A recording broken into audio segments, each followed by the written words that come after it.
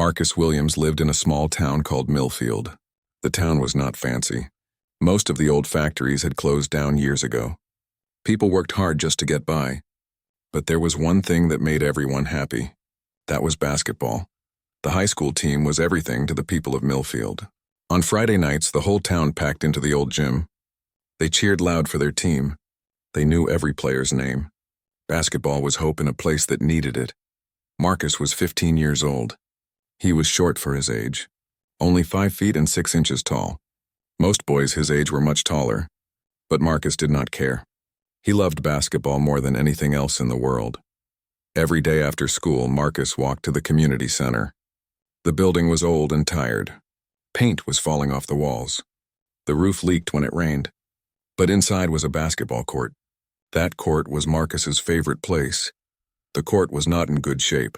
The wooden floor had scratches everywhere. Some boards were loose and made noise when you stepped on them. One of the baskets was bent a little.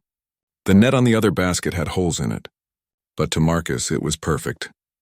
Marcus would push through the heavy doors of the community center. The smell of old sweat and floor wax hit him right away. He did not mind. He walked straight to the court with his worn-out basketball under his arm. The ball was a gift from his mom 2 years ago. It was not new then. Now it was even more beat up. The orange color had faded. Some of the black lines were hard to see, but Marcus took care of it like it was made of gold. He would start his practice the same way every day. First, he ran around the court 10 times. His sneakers squeaked on the old floor. Then he did jumping jacks and push-ups. He was not the strongest kid, but he tried to get better every day. After warming up, Marcus would start shooting. This was when other people would stare. Marcus shot the ball in a very strange way. He brought the ball up close to his face. His elbow stuck out funny. He released the ball with a quick snap of his wrist. The older kids who used the court would laugh. "Look at that weird kid," they would say. "He shoots like a girl." Some of them would try to copy his shooting style and laugh even harder. "You will never make the team shooting like that," they told him. Marcus heard every word. It hurt his feelings, but he kept shooting. He had been shooting this way since he first picked up a basketball. It felt right to him. And most important of all, the ball went in the basket. His mother, Linda, worked 2 jobs. During the day, she served food at Murphy's Diner on Main Street. The diner was busy with truck drivers and factory workers. At night, she cleaned offices downtown. She left the house before Marcus woke up. She came home after he went to bed. Linda was tired all the time. Her feet hurt from standing all day. Her back ached from bending over tables and cleaning floors, but she never complained. She worked hard to take care of Marcus. They lived in a small apartment above the old laundromat. The apartment had 2 tiny rooms. The kitchen was so small that only one person could stand in it. The bathroom was down the hall and they shared it with 2 other families. The walls were thin. Marcus could hear everything that happened next door. At night, Marcus would lie on his small bed and listen to the washing machines below. The sound helped him fall asleep. He would dream about playing basketball in front of crowds. He dreamed about making the high school team. He dreamed about making his mother proud. Marcus did not have many friends at school. He was quiet and shy. He was not good at talking to other kids. But when he held a basketball, everything changed. He felt confident. He felt like he could do anything. During lunch at school, Marcus would sit by himself. He would watch through the cafeteria windows as the high school players walked by. They were tall and strong. They wore their letter jackets with pride. Everyone knew who they were. Marcus wanted to be like them. The high school players seemed like heroes to Marcus. There was Jake Morrison, the team captain. He was 6 feet 4 inches tall and could dunk the ball easily. There was Tony Rodriguez, who could run faster than anyone in the school. And there was Kevin Walsh, who could shoot 3-pointers from anywhere on the court. Marcus knew all their statistics. He knew their jersey numbers. He watched every game from the stands.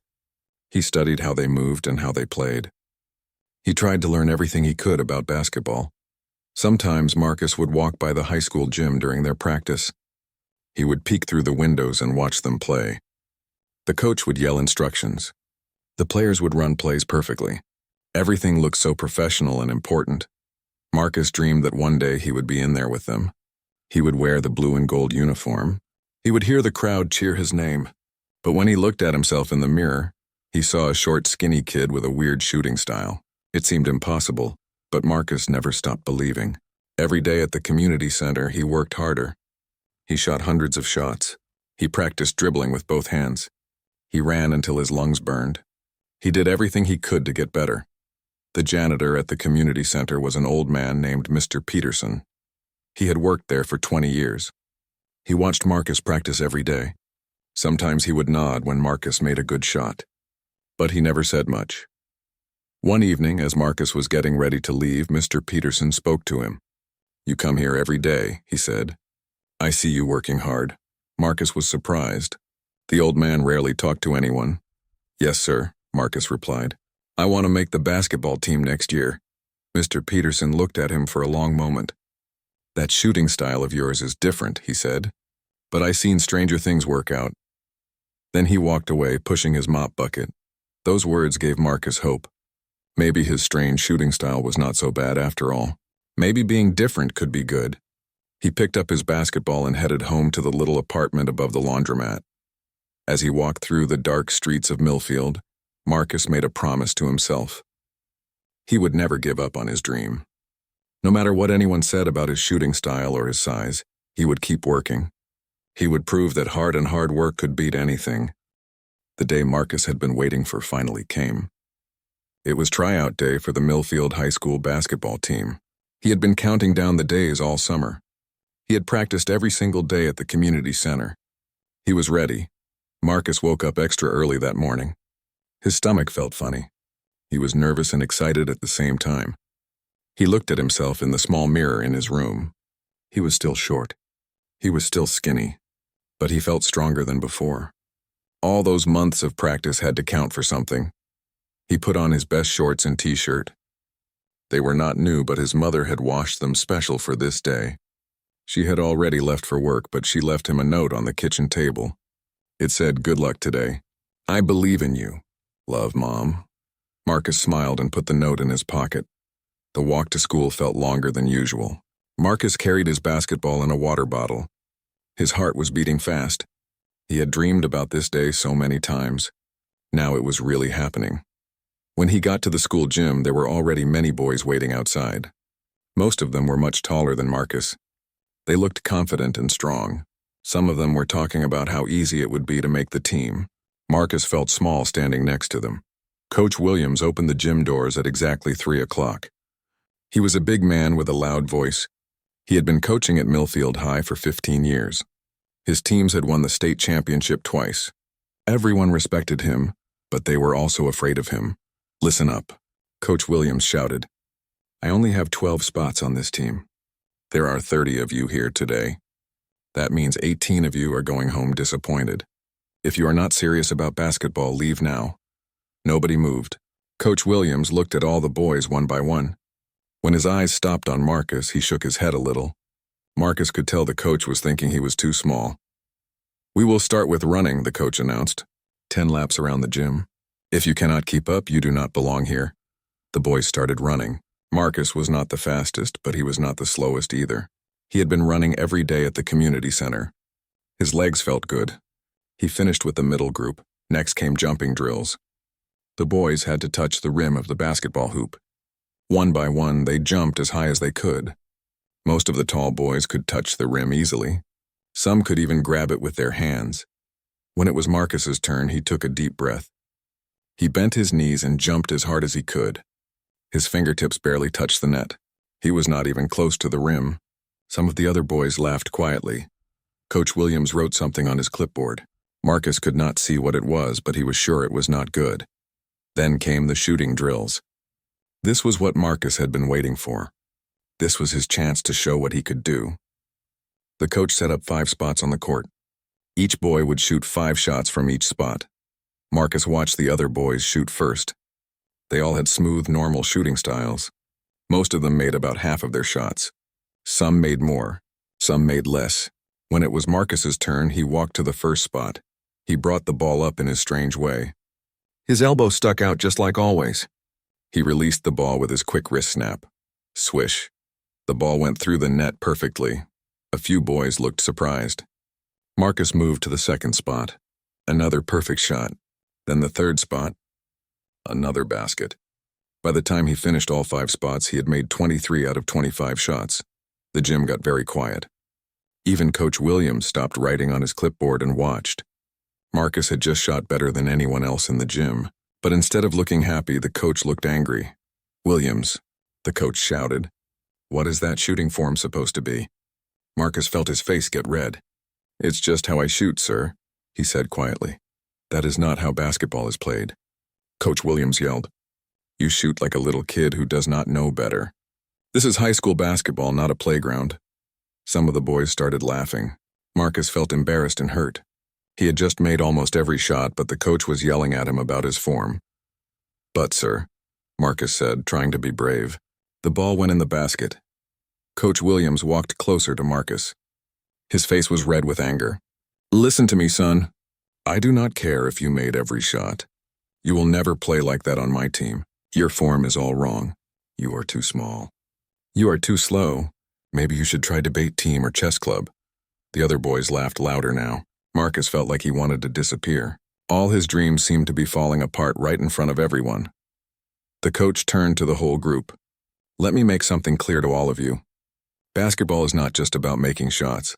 It is about playing the right way. It is about being coachable. Some people think they can come in here and do whatever they want. That is not how it works." Marcus knew the coach was talking about him. He felt angry and sad at the same time. He had worked so hard for this moment. He had practiced every single day, and now the coach was telling him he was not good enough. The tryout continued with scrimmages.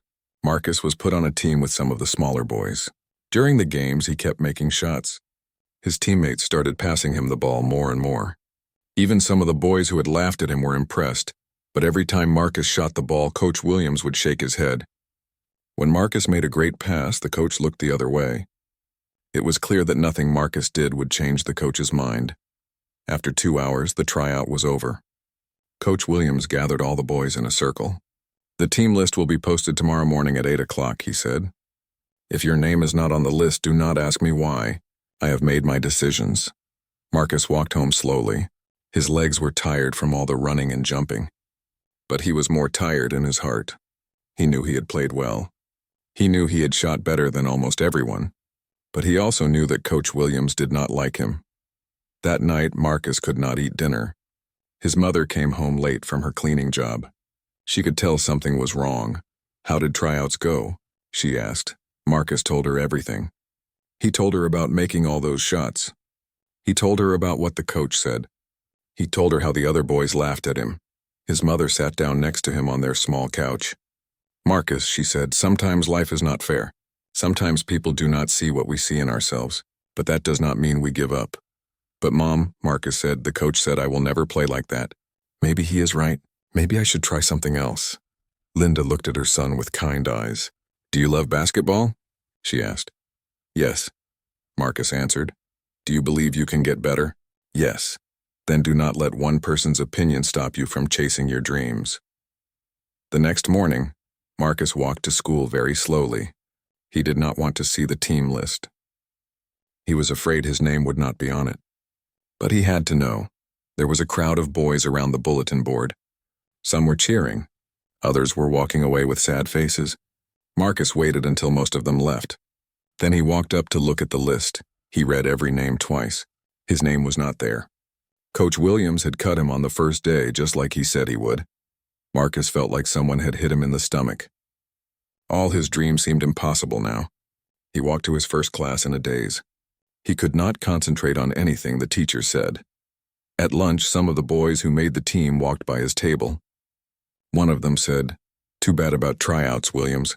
Maybe next year you can learn to shoot like a real player." Marcus finished his lunch and walked outside. He sat under a tree behind the school and thought about giving up basketball forever. Maybe Coach Williams was right. Maybe his shooting form was too weird. Maybe he was too small and too slow. But then he remembered his mother's words. He remembered all those hours at the community center. He remembered how good it felt when the ball went through the net. He was not ready to give up yet. That afternoon, instead of going home, Marcus walked to the community center. Mr. Peterson was there, mopping the floor. "How did tryouts go?" the old man asked. "I got cut," Marcus said simply. Mr. Peterson nodded. "That is too bad. You going to quit now? Marcus thought for a moment.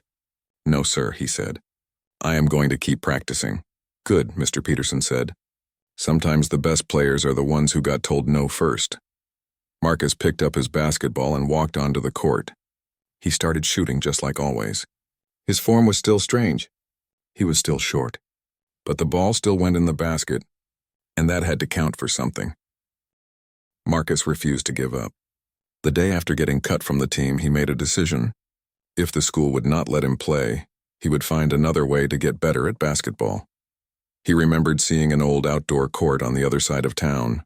It was past the old railroad tracks in a part of Millfield where not many people went. Marcus had walked by it a few times but never stopped to look. Now he decided to check it out. The next morning, Marcus woke up at 5 o'clock. The sun was not up yet. The streets were empty and quiet. He grabbed his basketball and started walking across town. The air was cold and his breath made little clouds as he walked. It took him 20 minutes to reach the old court. When he got there, he could not believe what he saw. The court was in terrible shape. Weeds were growing through cracks in the concrete. One of the baskets had no net at all. The other basket was bent and rusty, but Marcus did not care. This was his court now. Nobody else was here. Nobody would laugh at his shooting form. Nobody would tell him he was too small or too slow. He started shooting at the basket with the net. Even though the rim was a little bent, he could still make shots. The ball bounced differently on the cracked concrete, but Marcus learned to adjust. Every morning before school, Marcus came to his court. He would practice for an hour and a half. Then he would run home, take a quick shower, and get to school just in time for first period. At first, it was hard to wake up so early. Marcus was tired during his classes, but after a few weeks, his body got used to it. He actually started to like having the court all to himself in the early morning. One morning, Marcus was practicing his shooting when he heard footsteps. He turned around and saw Mr. Peterson walking toward the court. The old janitor was carrying a toolbox and wearing work clothes. "What are you doing here?" Marcus asked, surprised. "I live just over there," Mr. Peterson said, pointing to a small house across the street. "I heard someone bouncing a ball every morning. Figured I would come see who it was." Mr. Peterson watched Marcus shoot for a few minutes. He did not say anything about his strange form. He just watched quietly. "You know," Mr. Peterson finally said, "I used to play basketball." "Really?" Marcus asked. "Played in college back in the day. Even got a scholarship." Mr. Peterson sat down on an old concrete block. "That was a long time ago before my knees went bad." Marcus kept shooting while Mr. Peterson talked. The old man told him stories about his playing days. He talked about games he had won and lost. He talked about coaches who believed in him and coaches who did not. "Can I ask you something?" Marcus said after making another shot. "Sure." "Do you think my shooting form is really that bad?"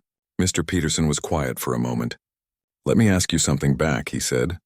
"How many shots did you just make out of 10? Marcus thought about it. 8, I think. And yesterday morning? About the same. And the day before that? The same, Mr. Peterson smiled. "Then your form is just fine. Basketball is not about looking pretty. It is about putting the ball in the basket." Those words made Marcus feel better than he had felt in weeks. Someone finally understood. It did not matter if his shooting looked different. What mattered was that it worked. From that day on, Mr. Peterson would come out to watch Marcus practice sometimes.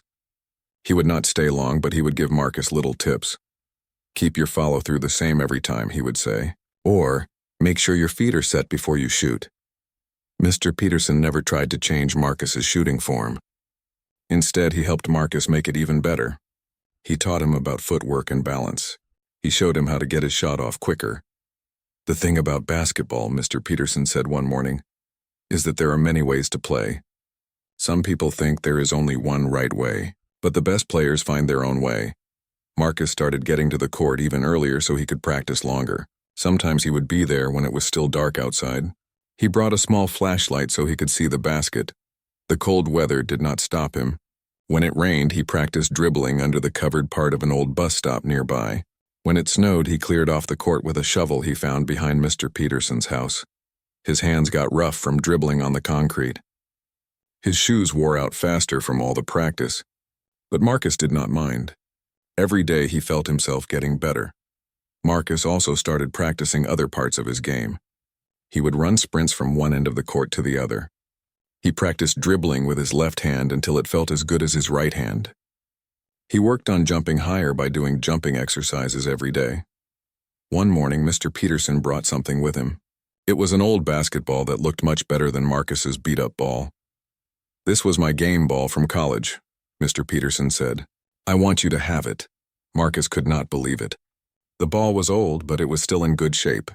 It had a nice feel to it and bounced perfectly. "I cannot take this," Marcus said. "It must mean a lot to you." "It does," Mr. Peterson said. "That is why I want you to have it. I can see how much you love this game. You remind me of myself when I was young." Marcus took the ball carefully. It felt special in his hands. "Thank you," he said. "I will take good care of it. I know you will." "And Marcus?" "Yes, sir."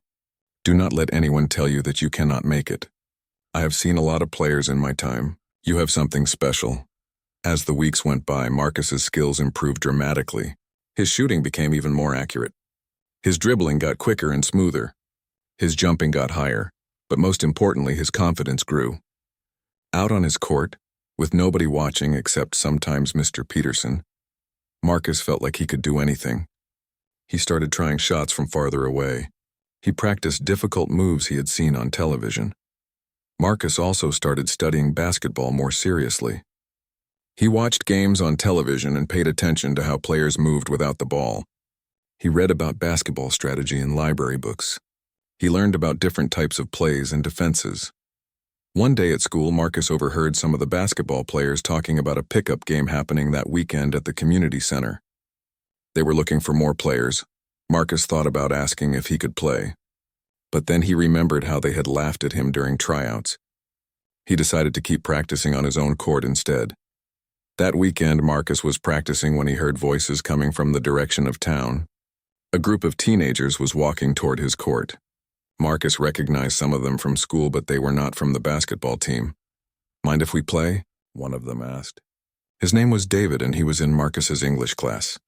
"Sure," Marcus said, even though he felt nervous. They played 3-on-3 games for 2 hours. Marcus was surprised at how well he played against other people.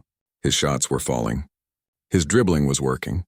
He even made some passes that impressed the other players. "Where did you learn to shoot like that?" David asked during a break. "Just been practicing," Marcus said.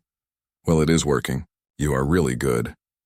After that day, more kids started coming to the old court on weekends. Word was spreading that there was a good pickup game happening there. Marcus became known as one of the best players who came.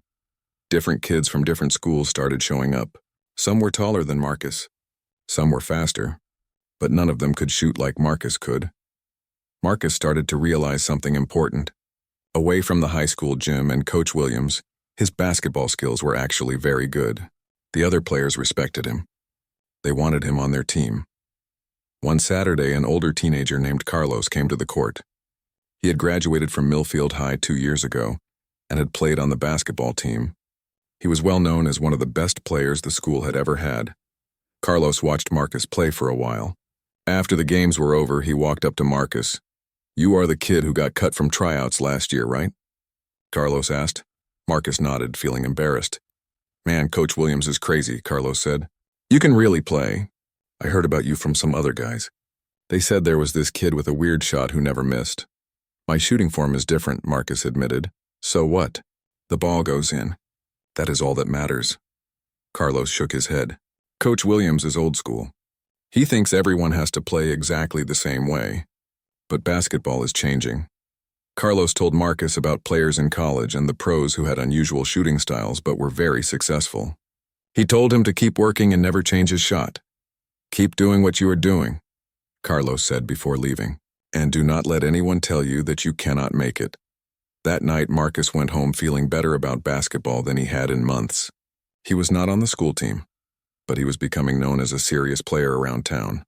People were starting to respect his game. As he lay in bed that night, Marcus thought about his journey.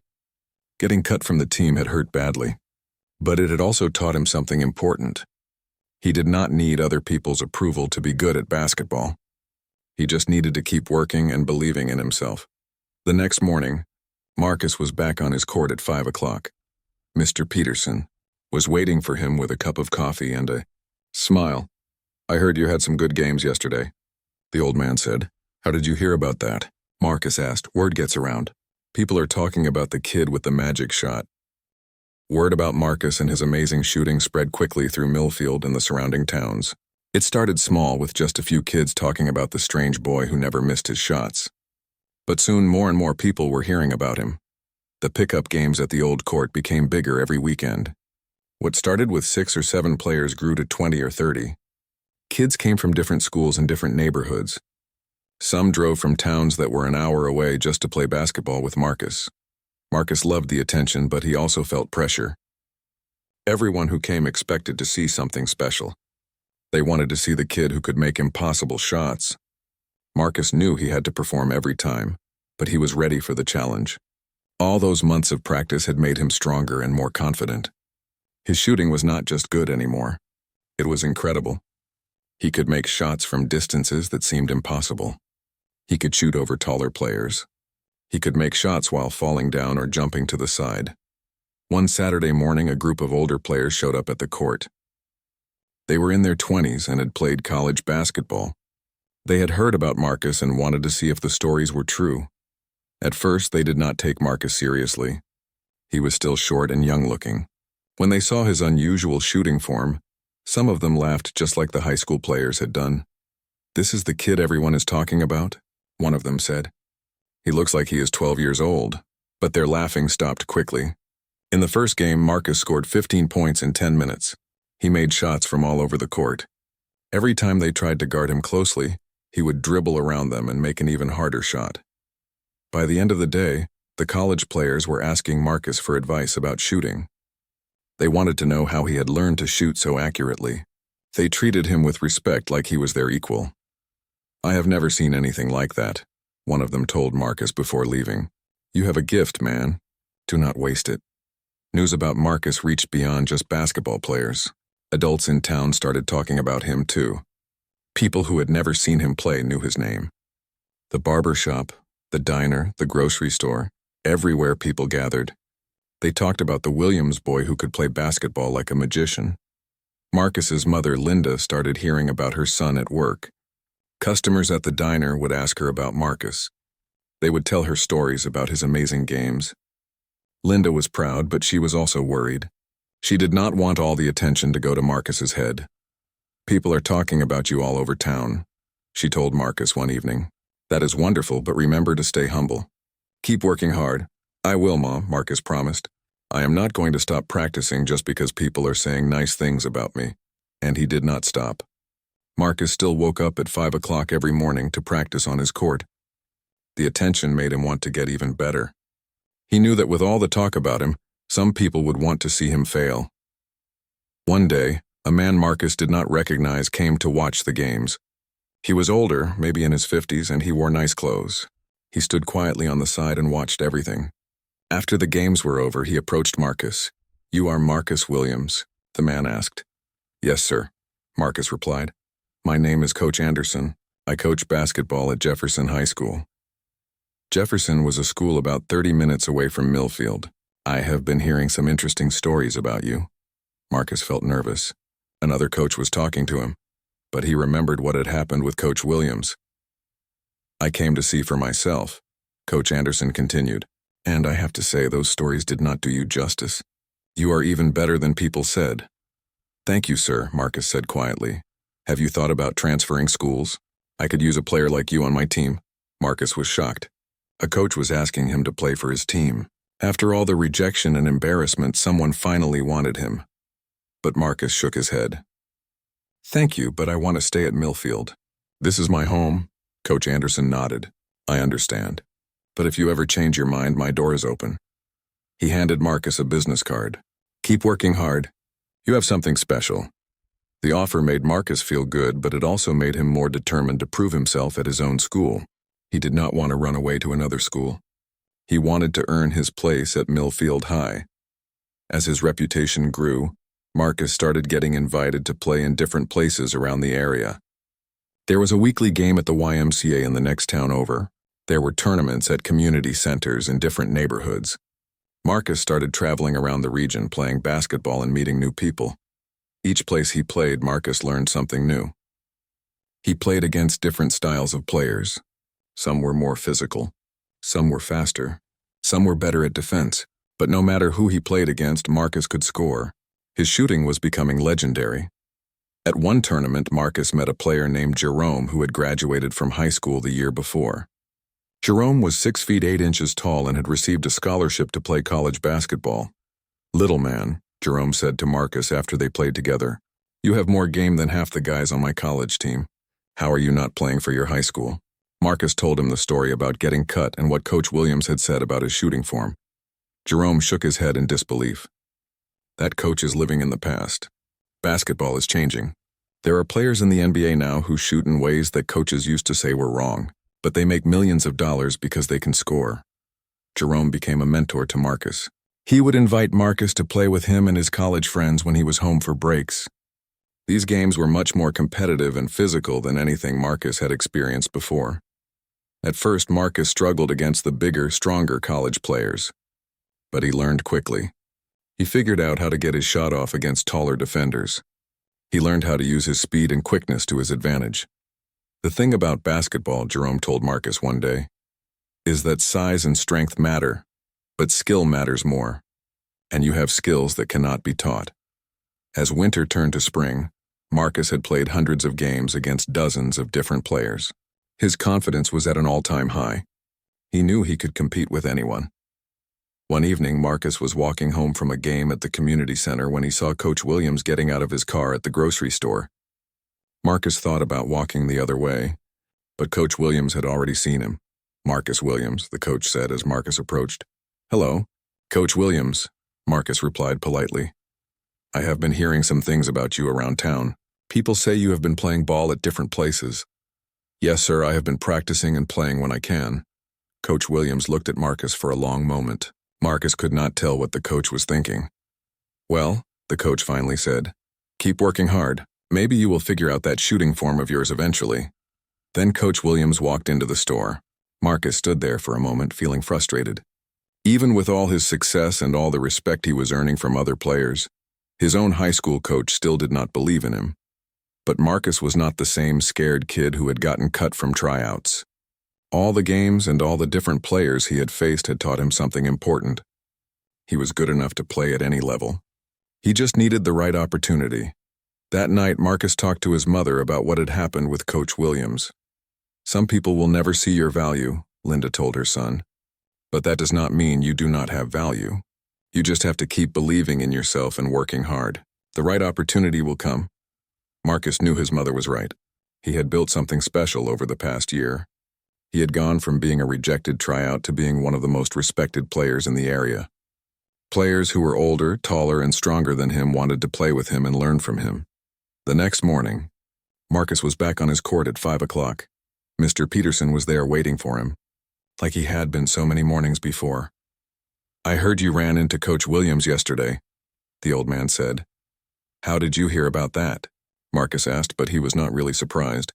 "In a small town like Millfield, news traveled fast. People talk." "What did he say to you?" Marcus told Mr. Peterson about the conversation. "That man is stubborn," Mr. Peterson said, shaking his head. "But do not worry about him. Your time will come. How do you know?" Marcus asked. Mr. Peterson smiled. "Because I have been watching you for over a year now. I have seen you grow from a kid who just loved basketball into a real player, and real players always find a way to get their chance." Marcus picked up his basketball and started his morning routine. He thought about all the players he had faced and beaten. He thought about all the respect he had earned. He thought about Coach Anderson and Jerome and all the other people who believed in him. Most importantly, he thought about himself. A year ago, getting cut from the team had almost broken his spirit. Now he was stronger than ever. He had learned that other people's opinions did not define him. His own hard work and dedication did. As Marcus shot the ball that morning, he made a promise to himself. No matter what Coach Williams thought, no matter how long it took, he would find a way to prove himself. Marcus entered his junior year at Millfield High School with mixed feelings. On one hand, he was more confident about his basketball skills than ever before. His reputation around town had grown so much that people from other cities knew his name. On the other hand, he was still not on his school's basketball team. The summer had been incredible for Marcus. He had played in tournaments across 3 different states. College players sought him out to play on their teams during pickup games. Some coaches from small colleges had even started asking questions about him, but none of that mattered if he could not make his own high school team. Marcus knew that this year was his last real chance. If he did not make the team as a junior, it would be very hard to get a college scholarship. Most college coaches started looking at players during their junior year. 2 weeks before school started, Marcus heard some news that changed everything. Coach Williams had hired a new assistant coach. His name was Coach Thompson, and he was young. He had just finished playing college basketball himself and was starting his coaching career. Marcus did not know much about Coach Thompson, but he hoped that a younger coach might think differently about basketball. Maybe this coach would care more about results than about perfect form. When tryouts were announced, Marcus felt nervous again. It had been almost 2 years since his first tryout disaster, but he was not the same player now. He was stronger, faster, and more skilled. Most importantly, he was mentally tougher. The night before tryouts, Marcus could not sleep. He kept thinking about what Coach Williams had said to him. "You will never play like that on my team." Those words still hurt, but they also motivated Marcus. He wanted to prove them wrong more than anything. Marcus arrived at the gym 30 minutes before tryouts were supposed to start. He wanted to get some shots up and feel comfortable on the court. To his surprise, someone was already there. A man who looked like he was in his mid-20s was shooting baskets by himself. He was tall and moved like someone who had played basketball at a high level. Marcus figured this must be the new assistant coach. "You must be Marcus Williams," the man said, walking over with a smile.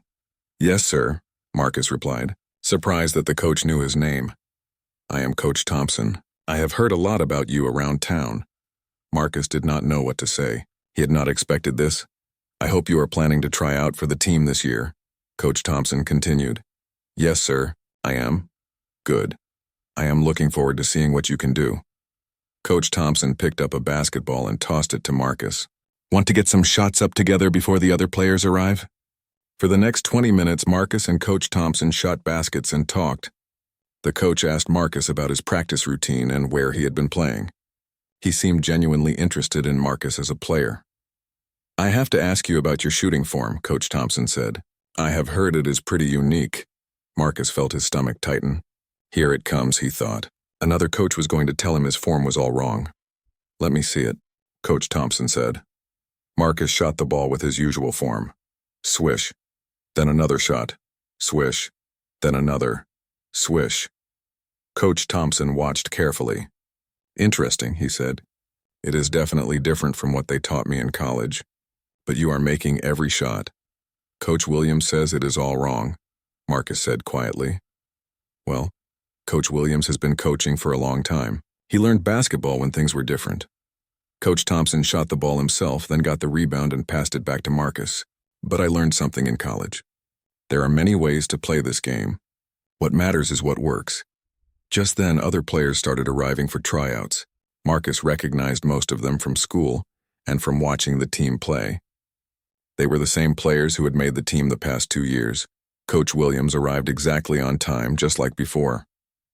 He looked the same as Marcus remembered. Serious, tough, and a little scary. When he saw Marcus, he shook his head slightly, just like he had 2 years ago. "Gentlemen," Coach Williams announced to the group, "welcome to tryouts. This year we have some returning players and some new faces. Everyone will have to earn their spot on this team." Marcus noticed that Coach Williams did not look at him. When he said new faces, it was like Marcus was invisible to him. The tryout started the same way as before. Running, jumping, and basic drills. Marcus had gotten much stronger and faster over the past 2 years. He finished near the front in all the running drills. His jumping had improved significantly too, but Marcus knew the real test would come when they started playing basketball. That was when Coach Williams would see if his opinion of Marcus had changed. They started with shooting drills. Marcus was put in a group with some of the returning players. When his turn came, he walked to the first spot on the court. He could feel everyone watching him, especially Coach Williams. Marcus brought the ball up in his familiar form and let it fly. Swish. He moved to the next spot. Swish. Then the next. Swish. By the time he finished all 5 spots, he had made 24 out of 25 shots. The gym got quiet. just like it had 2 years ago. But this time, Coach Thompson was the one writing notes on his clipboard, and he was nodding his head with approval. "Nice shooting, Williams," Coach Thompson called out. Marcus felt a surge of confidence. Finally, a coach was recognizing his ability instead of criticizing his form. But when Marcus looked at Coach Williams, the head coach's expression had not changed. He still looked unhappy about Marcus's shooting style. Next came scrimmages. This was Marcus's chance to show that he could do more than just shoot. He had learned so much about basketball over the past 2 years. He was a much more complete player now. Marcus was put on a team with some younger players and a few returning varsity players. The other team had most of the starters from last year's squad. From the first possession, Marcus showed that he was different from the player who had tried out 2 years ago. He dribbled with confidence. He made smart passes. He played good defense, and when he got open shots, he made them. After 10 minutes, Marcus's team was winning by 8 points. He had scored 12 points and had 3 assists. Even some of the varsity players were looking at him with respect. "Time out," Coach Williams called. During the timeout, Marcus could see the head coach talking intensely with Coach Thompson. Marcus could not hear what they were saying, but he could see that Coach Thompson was arguing for something while Coach Williams was shaking his head. When the scrimmage resumed, Marcus continued to play well. He made difficult shots. He set up his teammates for easy baskets. He even had 2 steals on defense. After the scrimmage ended, Coach Williams gathered all the players together. "That is all for today," he announced.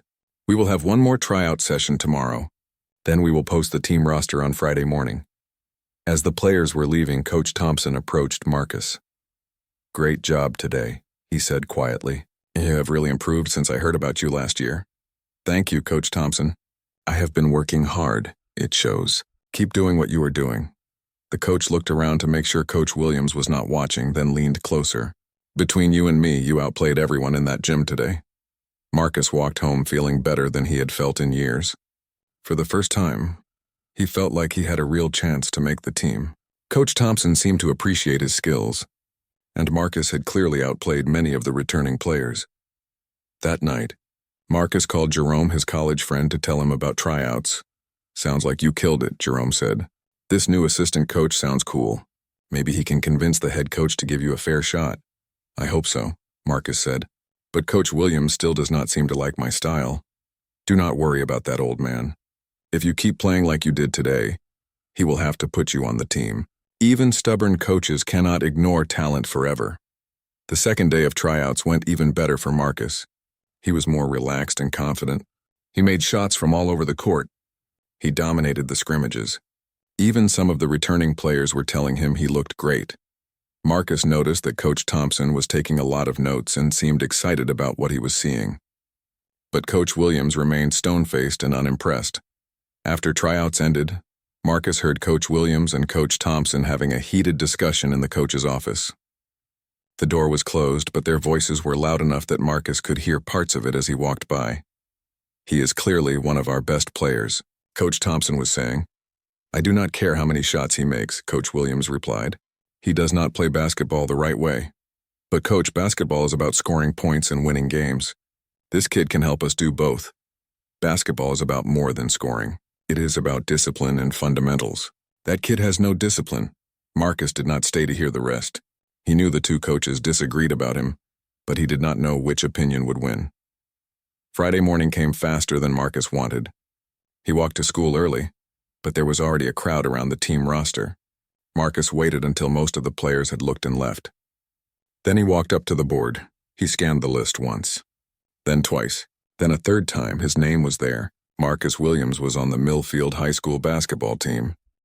Making the team was only the beginning of Marcus's challenges. From his first day of practice, it was clear that Coach Williams was not happy about having him on the roster. Marcus was given jersey number 23, and he was placed at the very end of the bench. During practices, Coach Williams rarely looked at Marcus. When the team ran plays, Marcus was always put with the second-string players. When they scrimmaged, Marcus got very little playing time. It was like the coach was hoping everyone would forget that Marcus was even on the team. But Coach Thompson made sure Marcus stayed involved. During water breaks, he would pull Marcus aside and work on specific skills with him. He would give Marcus encouragement when Coach Williams was not around. "Stay ready," Coach Thompson would whisper to Marcus. "Your time will come." The other players on the team had mixed reactions to Marcus. Some of them remembered him from tryouts 2 years ago and were surprised he had made the team. Others had heard about his reputation around town and were curious to see him play. Jake Morrison, the team captain, was one of the few who was friendly to Marcus from the start. "I heard you have been tearing up the pickup games around here," Jake said to Marcus after their first practice. "I have been playing a lot," Marcus replied modestly. "Well, hopefully Coach will give you a chance to show what you can do in a real game." But as the weeks went by, it became clear that Coach Williams had no intention of playing Marcus. The team played 3 preseason games, and Marcus did not get off the bench for even 1 minute. He watched from the end of the bench as his teammates struggled with their shooting. Marcus was frustrated, but he did not complain. He kept working hard in practice. He stayed after every practice to get extra shots up. He was always the first player to arrive and the last to leave. His mother noticed that Marcus seemed disappointed. "How is the basketball team going?" Linda asked one evening. "I made the team, but I am not playing yet," Marcus admitted. "Are you going to quit?" "No, Mom, I am going to keep working hard. Coach Thompson says my time will come." "Then trust Coach Thompson. And trust yourself. You did not work this hard to give up now." The regular season started in November. Millfield's first game was against their biggest rival, Jefferson High School, the same school whose coach had offered Marcus a spot on their team the year before. Marcus sat on the bench and watched as his team struggled. They were losing by 15 points at halftime. Their shooting was terrible. They had made only 3 shots from three-point range in the entire first half. During halftime, Coach Williams was angry. "We are playing with no energy," he yelled at the team. "We are missing easy shots. We are not playing like champions." Coach Thompson tried to offer some suggestions, but Coach Williams was not interested in hearing them. The second half started just as badly as the first half had ended. Millfield fell behind by 20 points. The crowd was getting restless. Some people were starting to leave early. With 8 minutes left in the game, Tony Rodriguez, one of the starting guards, got his 5th foul and had to leave the game. Coach Williams looked down the bench for a replacement. Marcus held his breath. This could be his chance. But Coach Williams put in David Chen, a sophomore who had barely played all season. David was nervous and made 2 quick turnovers. The lead grew to 25 points. The game was turning into an embarrassment. With 5 minutes left, Kevin Walsh, the other starting guard, twisted his ankle and could not continue playing. Now Coach Williams had no choice. He had to put in another guard. Marcus stood up, ready to go in. But again, Coach Williams looked past him and put in another player. Marcus sat back down, feeling defeated. It was clear that Coach Williams would rather lose the game than give Marcus a chance to play. But then something unexpected happened. The player Coach Williams had just put in immediately got a technical foul for arguing with the referee. Now Coach Williams was out of options.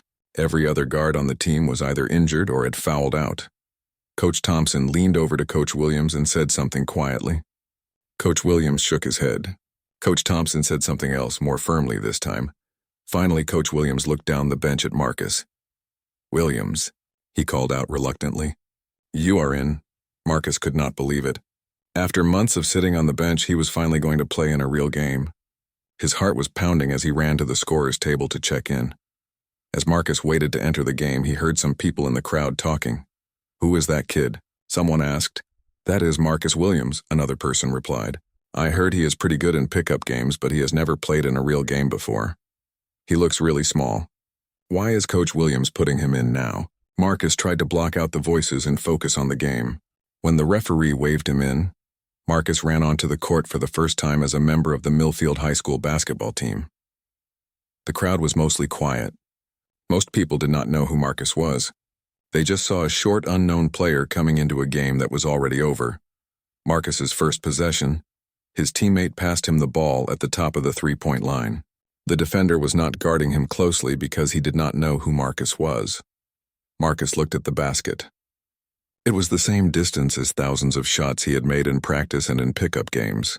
He brought the ball up in his familiar form and let it fly. Swish. The crowd stirred a little bit. That was a nice shot, but it was just one basket. On the next possession, Marcus got the ball again. This time the defender was guarding him more closely. But Marcus had faced much better defenders in his pickup games around town. He dribbled to his left, created a little space, and shot again. Swish.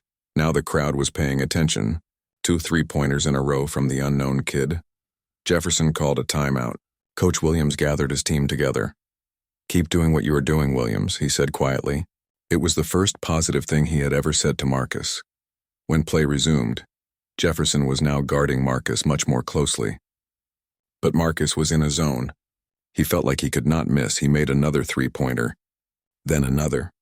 Then he drove to the basket and made a difficult layup while getting fouled. The crowd was getting louder with each shot. People who had been leaving were coming back to their seats. The players on the Millfield bench were on their feet cheering. In just 4 minutes, Marcus had scored 15 points. The 25-point deficit had been cut to 12 points. The impossible was starting to seem possible. Jefferson called another timeout. Their coach was pointing at Marcus and giving his players instructions about how to guard him. "He is just one player," the Jefferson coach was saying.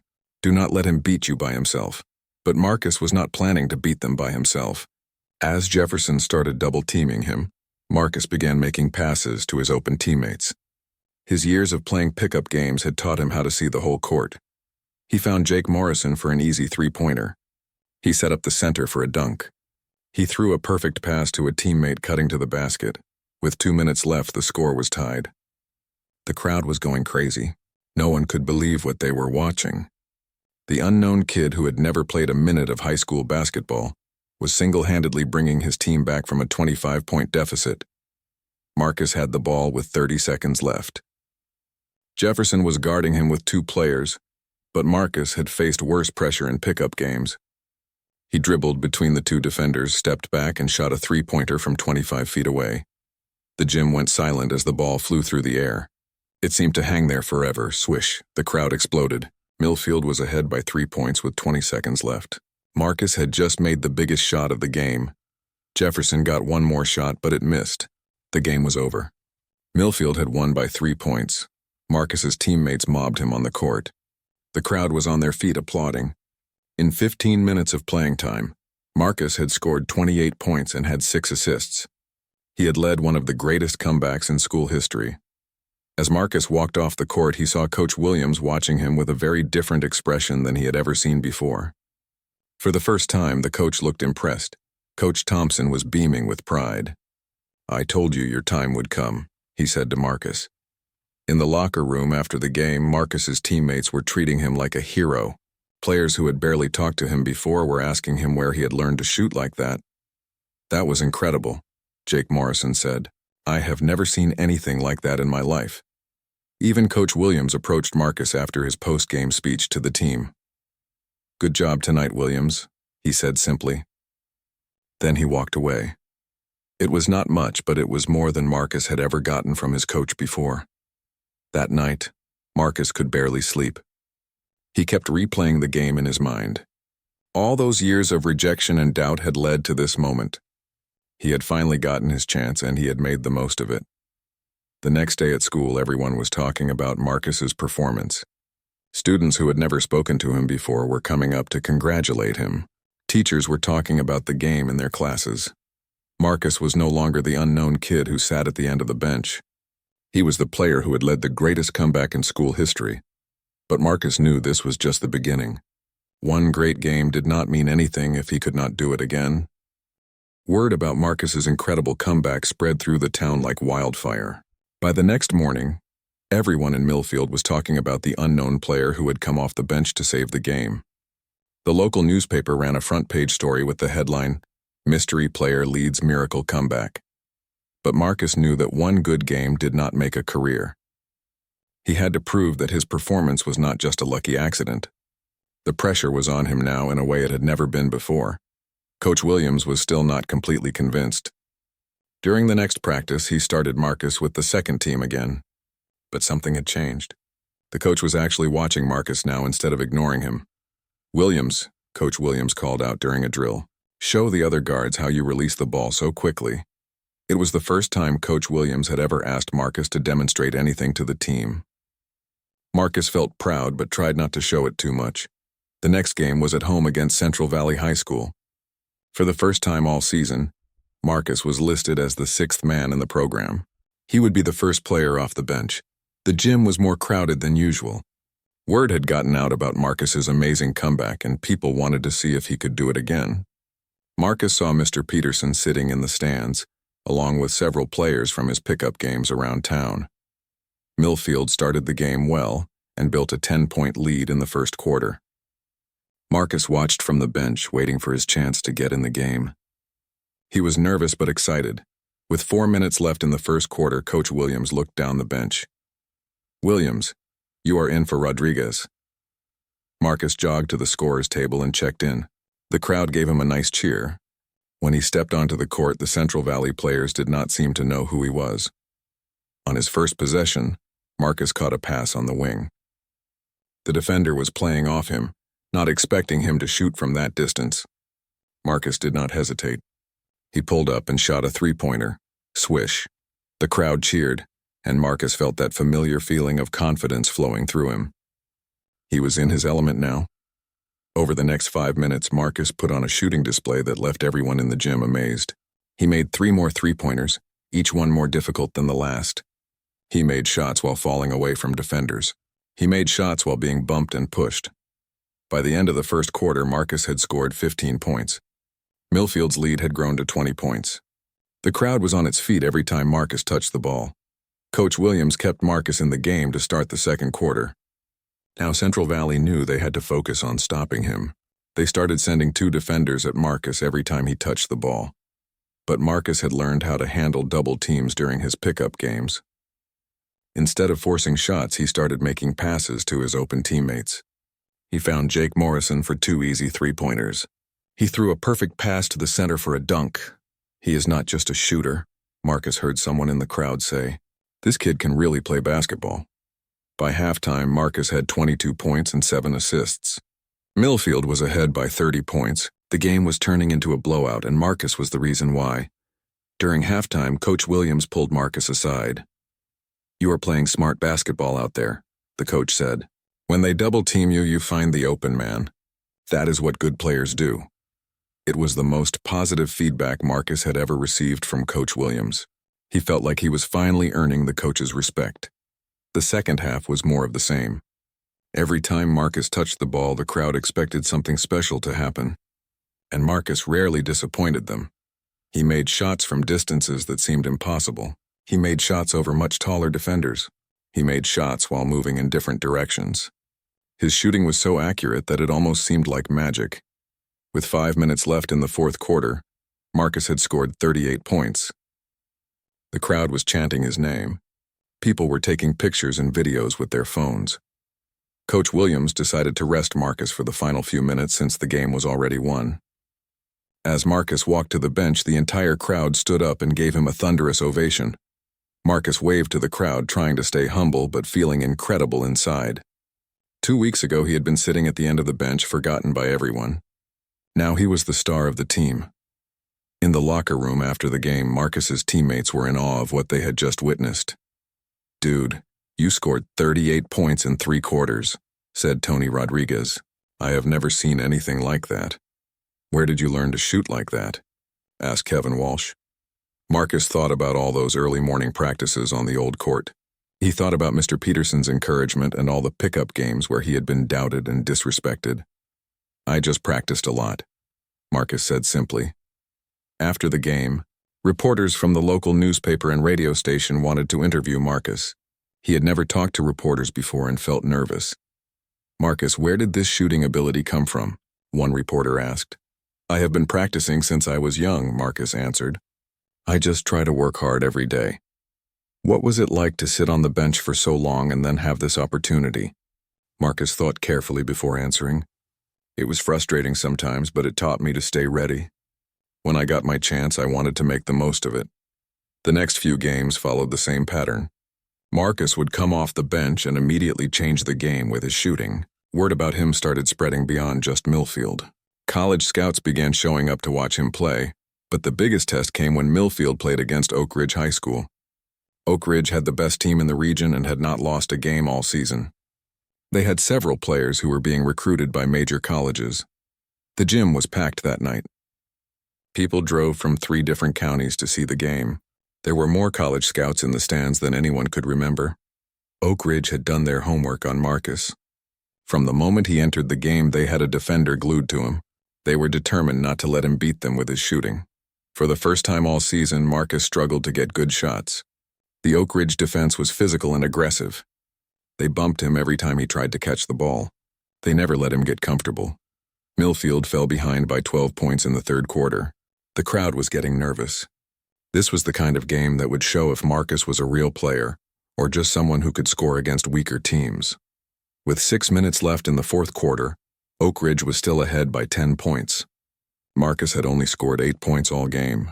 Some people in the crowd were starting to doubt if he could perform against top-level competition. But Marcus was not worried. He had faced tough defenders before in his pickup games. He knew he just needed to be patient and wait for his opportunities. With 4 minutes left, Marcus finally got the space he needed. He caught a pass on the right wing and saw that his defender was a step too far away. Marcus pulled up and shot a three-pointer. Swish, the crowd erupted. Marcus had broken his shooting drought at the perfect time. On the next possession, Oak Ridge tried to deny Marcus the ball completely. But Marcus had learned how to move without the ball from watching college games on television. He ran his defender into a screen and got open for another three-pointer. Swish. Now Oak Ridge was getting nervous. Their coach called a timeout and pointed at Marcus while giving instructions to his players. But Marcus was in a zone now. Nothing could stop him when he got hot like this. He made another three-pointer. Then another. Then he drove to the basket and made a difficult layup while getting fouled. In the span of 3 minutes, Marcus had scored 17 points. Millfield had gone from being down 10 points to being ahead by 4 points. The crowd was going absolutely crazy. Oak Ridge tried everything to stop Marcus. They double-teamed him. They had their best defender guard him. They even tried fouling him on purpose to stop his momentum. Nothing worked. Marcus kept making incredible shots. He made a three-pointer from 30 feet away. He made a shot while falling out of bounds. He made a shot with 2 defenders draped all over him. With 30 seconds left, Marcus made the shot that would become legendary in Millfield.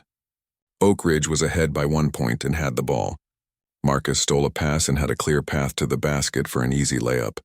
But instead of taking the easy shot, Marcus stopped at the three-point line. With the clock running down and the entire season possibly on the line, Marcus shot a three-pointer from 28 feet away. The gym fell completely silent as the ball flew through the air. It seemed to take forever to reach the basket. Swish. The crowd exploded louder than it ever had before. Marcus's teammates rushed onto the court to celebrate with him. In the stands, people were hugging strangers and crying with joy. Marcus had scored 31 points in the second half, including 23 points in the final 6 minutes. He had led Millfield to the biggest victory in school history. After the game, Oak Ridge's coach approached Marcus in the hallway. "Young man," he said, "I have been coaching basketball for 25 years. I have never seen a performance like that. You are special." As Marcus walked out of the gym that night, he saw Coach Williams waiting for him by the door. "Marcus," the coach said, "I owe you an apology." The victory over Oak Ridge changed everything for Marcus and the Millfield basketball team. Suddenly, they were no longer just a small-town team hoping to make the playoffs. They were legitimate contenders for the state championship. Marcus became the leading scorer for the team, averaging 26 points per game.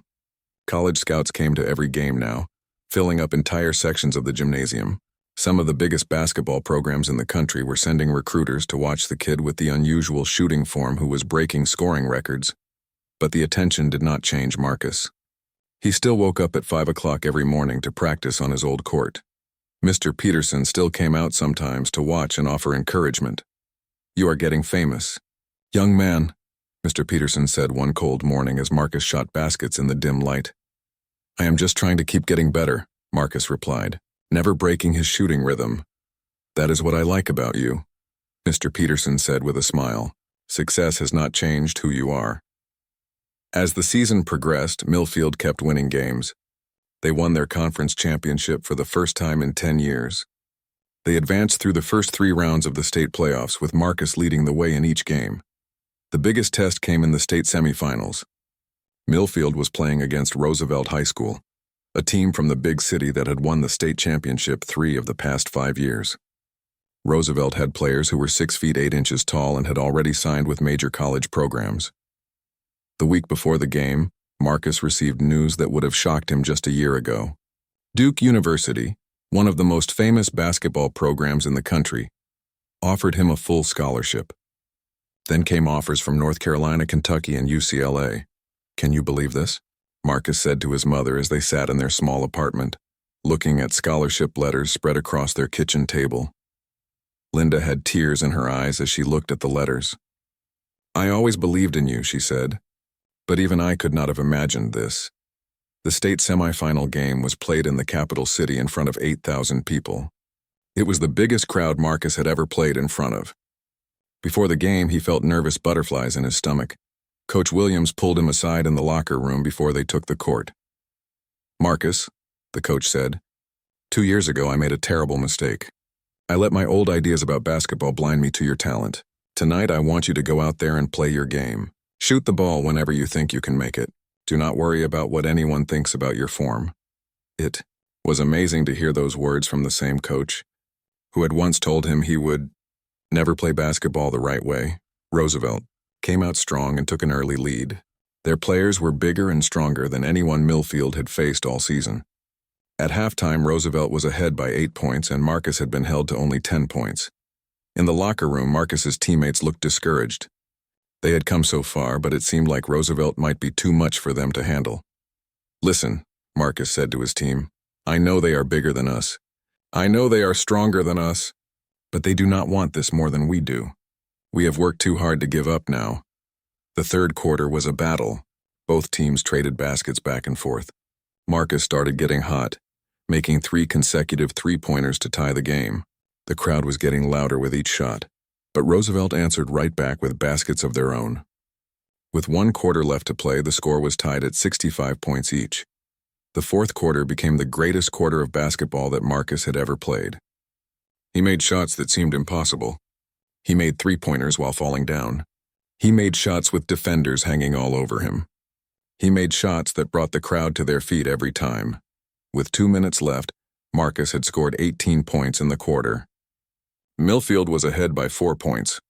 Roosevelt called a timeout and put their best defender on Marcus. But Marcus was in a zone that nobody could stop. He made 2 more three-pointers in the final minute, including one from 35 feet away that sent the crowd into a frenzy. When the final buzzer sounded, Millfield had won by 9 points. Marcus had scored 38 points, including 26 in the second half. They were going to the state championship game. As Marcus walked off the court, he was surrounded by reporters and television cameras. The game had been broadcast on television across the state, and people everywhere were talking about the small-town kid who played basketball like magic. "Marcus, how does it feel to be going to the state championship?" one reporter asked. "It feels like a dream," Marcus answered honestly. 2 years ago, I could not even make my high school team. Now we are 1 game away from winning a state championship. The state championship game was held the following Saturday in the largest basketball arena in the state. 15,000 people filled the seats. The game was broadcast on television and radio throughout the region. Millfield's opponent was Lincoln Prep, a private school that recruited the best players from across the state. They had not lost a game all season and were expected to win easily. Before the game, Marcus received a surprise visitor in the locker room. Coach Anderson from Jefferson High School, the same coach who had offered Marcus a spot on his team 2 years earlier, came to wish him luck. "I always knew you were special," Coach Anderson said. "I just wish I could have coached you." "Thank you," Marcus replied. "But I am glad I stayed at Millfield. This is where I belong." The championship game started as a defensive battle. Both teams were nervous and neither could score easily. At the end of the first quarter, the score was only 12-10 in favor of Lincoln Prep. Marcus was being guarded by the best high school defender in the state, a 6'6" player who had already committed to play at Duke University. For the first time all season, Marcus was having trouble getting open shots. But Marcus had learned patience during all those pickup games. He knew that if he kept moving and kept looking for opportunities, his shots would come. In the second quarter, Marcus finally found his rhythm. He made a three-pointer from the corner. Then he drove to the basket for a layup. Then he made another three-pointer from the top of the key. By halftime, Marcus had scored 16 points and Millfield was ahead by 6 points. The crowd was starting to believe that the small-town team might actually have a chance to win. The third quarter was when Marcus put on the performance that would be remembered forever. He scored 22 points in 12 minutes. He made 8 three-pointers, many of them from distances that seemed impossible. The crowd was going absolutely crazy. Even the Lincoln Prep fans were standing up and applauding after some of Marcus's shots. They had never seen anything like what they were witnessing. With 1 quarter left to play, Millfield was ahead by 15 points. Lincoln Prep called timeout after timeout, trying to find a way to stop Marcus. Nothing worked. In the fourth quarter, Marcus continued his incredible shooting. He made shots from every spot on the court. He made shots while being double-teamed and triple-teamed. He made shots that defied logic and reason. When the final buzzer sounded, Millfield had won the state championship by 23 points. Marcus had scored 51 points, breaking the state record for most points scored in a championship game. As confetti fell from the ceiling and his teammates celebrated around him, Marcus looked up into the stands and saw his mother crying tears of joy. Next to her sat Mr. Peterson, clapping and smiling proudly. At center court, Marcus was presented with the Most Valuable Player trophy for the state championship. As he held the trophy above his head, he thought about his journey. He thought about getting cut from the team as a sophomore. He thought about all those early morning practices on the old court. He thought about the pickup games where people had laughed at his shooting form. He thought about sitting at the end of the bench for months, waiting for his chance. All of that had led to this moment. At the awards banquet a week later, Marcus was named the state's Player of the Year. College coaches and scouts filled the room, all hoping to convince him to choose their school. When it was time for Marcus to give his acceptance speech, he walked to the microphone with the trophy in his hands. 2 years ago, Marcus began, I tried out for my high school basketball team. I was told that I was too small, too slow, and that I would never play basketball the right way. I was told that my shooting form was all wrong, and that I should try debate team instead. The room was completely quiet as Marcus continued. I want to thank Coach Williams for eventually giving me a chance, even though he did not believe in me at first. I want to thank Coach Thompson for fighting for me when others would not. I want to thank my teammates for accepting me and supporting me. Marcus paused and looked out at the crowd. But most of all, I want to thank everyone who told me that I was not good enough. You made me work harder. You made me stronger. You made me prove that being different is not a weakness. It is a strength. The crowd erupted in applause as Marcus held up his trophy. To all the young players out there who have been told they are not good enough, I want you to remember this. It does not matter what other people think about you. What matters is what you think about yourself.